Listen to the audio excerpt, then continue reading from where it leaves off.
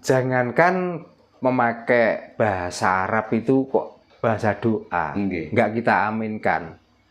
Bahkan kalau kita itu nggak paham, kalau ada orang ngomongkan tentang teletong, bagi kita orang yang tidak paham itu mengaminkan, seolah-olah kita mengucapkan teletong itu adalah bahasa-bahasa doa.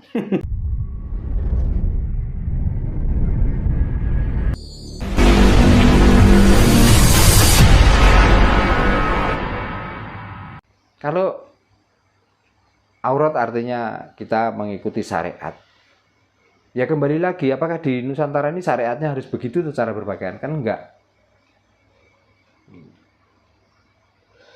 Sekarang loh, kalau untuk menghindari tentang pemerkosaan, tentang orang-orang jahat dan lain sebagainya, malah sekarang itu mempermudah kok kalau menurut saya. Oh, buktinya dengan maraknya jilbab, maraknya gamis dan lain sebagainya. Orang-orang yang mau berselingkuh, orang-orang yang mau berbuat tidak benar itu malah pakaiannya melebihi orang-orang yang. Jadi kita itu sulit membedakan mana ini orang yang beriman, mana orang yang belakraan. Apa seperti itu kok. Jadi nggak bisa kalau jadi pedoman bahwa oh ini loh menandakan bahwa saya itu mempunyai istri muslimah, katakan. Saya dengan berpakaian begini saya itu muslim. Pakaian itu kalah dengan hati kok. Betul. Mau berpakaian apapun yang penting hatinya, cara bermasyarakatnya, cara bicaranya bagus, walaupun toh tidak pakai sewek, walaupun pakai celana pendek, tapi kalau tutur sapanya itu bagus, pada semua orang itu sopan.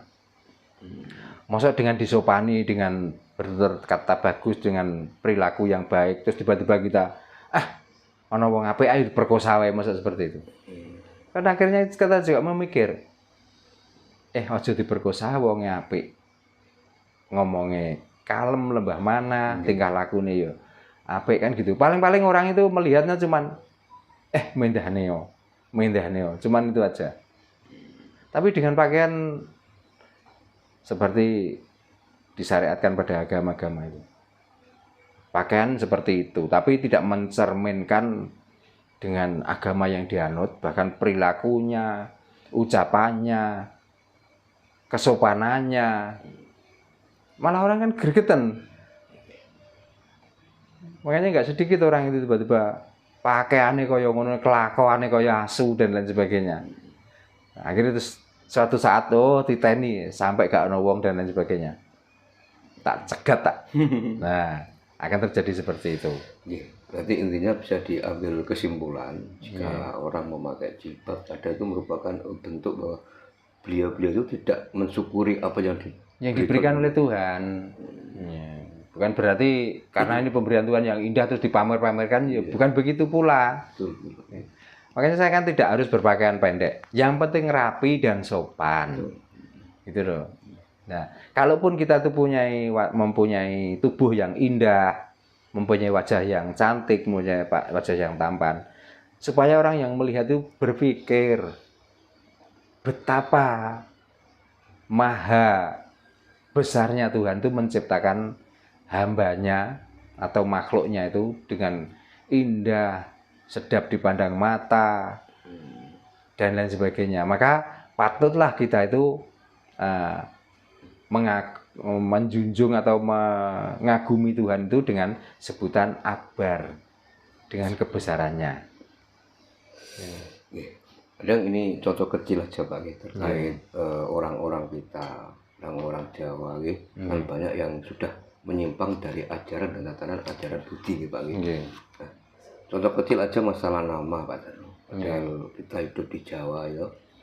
Sekarang aja kita jarang ketemu ada anak yang memakai nama Jawa. Tapi kalau orang Hindu yang di Bali itu kan mungkin kita sendiri sudah bisa bedakan, wah ini mesti wong Hindu soalnya namanya mesti ada ketut atau wayan bagus, gitu ada wayan. Pasti kan orang Hindu. Nah, kenapa orang Jawa seolah-olah malu Pak memakai nama Jawa sendiri itu?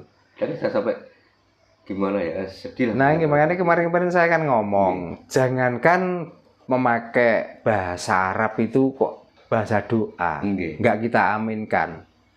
Bahkan kalau kita itu nggak paham, kalau ada orang ngomongkan tentang teletong, bagi kita orang yang tidak paham itu mengaminkan, seolah-olah kita mengucapkan teletong itu adalah bahasa-bahasa doa. Maka sampai nama pun, kalau nggak memakai nama dari sana juga nggak marem. Seolah-olah nama itu nggak diridhoi oleh Tuhan. Padahal leluhur-leluhur kita, terutama para raja-raja dulu, sebelum ada agama itu masuk ke sini, juga memakai nama Nusantara. Nusantara juga langgeng, berwibawa. Dia menjadi tokoh di negara yang dilingkupinya ya. Jadi nggak perlu tuh pakai bahasa-bahasa dari luar.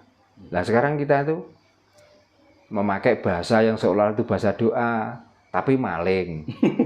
Ya, memakai nama yang kalau diartikan dengan bahasa Jawa itu seolah-olah itu orang yang terpilih dan orang yang suci, orang yang benar, nyatanya menjadi koruptor.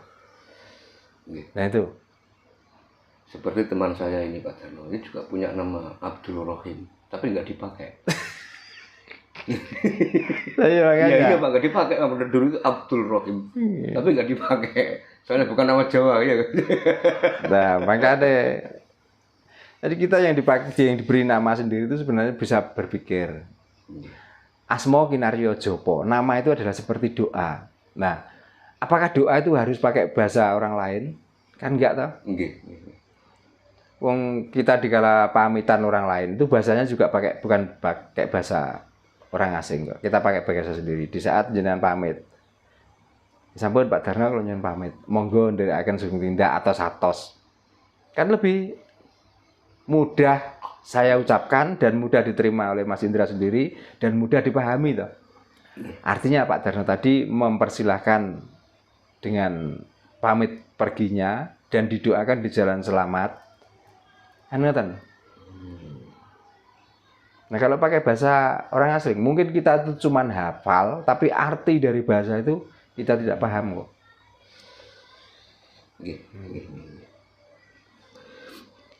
Tadi Pak Darno menyinggung terkait bahwa orang itu sekarang kebanyakan menyembah agama, bukan menyembah Tuhan gitu Pak. Padahal kita tahu orang-orang itu mengklaim bahwa Tuhan itu kan hanya miliknya salah satu golongan, kan seperti itu Pak.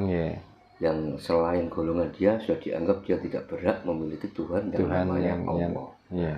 Padahal kita tahu bahwa semua agama itu kan bagus itu kan, di mata Allah semuanya kan sama. Nah, kadang kita berpikir buat orang-orang yang mengklaim bahwa Tuhan itu miliknya salah satu golongan Pak. Nah, jika Tuhan ini beragama, apalagi beragama yang mayoritas ya Pak. Kalau di kita kan Islam gitu. Nah, kalau Tuhan itu katanya miliknya orang Islam gitu, otomatis diakui tidak diakui, dia kan mengklaim bahwa agamanya Tuhan itu kan Islam kan gitu Pak. Nah, terus saya juga berpikir, nah jika Tuhan ini punya agama Islam, terus Allah itu siapa?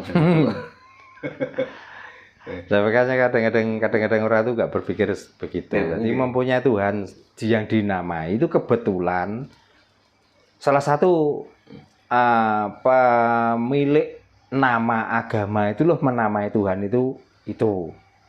Nah yang saya tanyakan, kalau Tuhan itu Allah, apakah benar bahwa Tuhan itu Allah?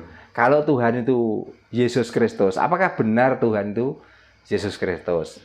Kalau Sang Hyang Widi, apakah benar bahwa Tuhan itu Sang Hyang Widi?